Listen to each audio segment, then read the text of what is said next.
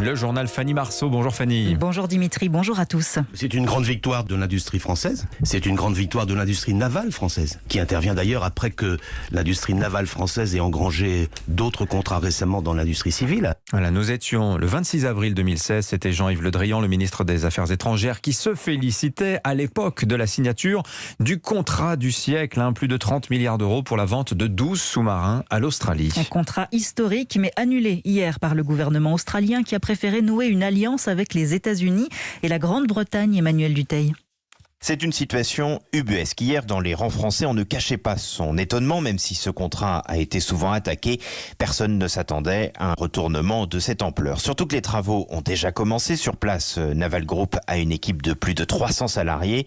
Des contrats avec les sous-traitants australiens ont déjà été passés.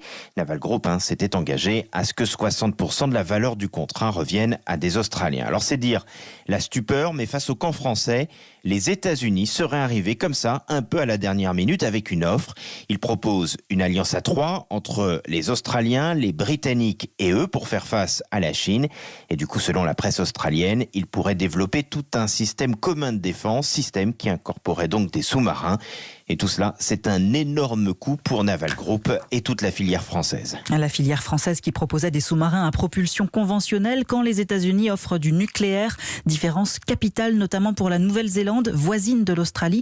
Elle a d'ores et déjà interdit aux sous-marins nucléaires de circuler dans ses eaux. C'était un choix des Australiens de ne pas prendre des propulsions nucléaires à l'époque. Donc il y a vraiment sans doute des choses que l'on ignore autour de ce retournement de position des Australiens.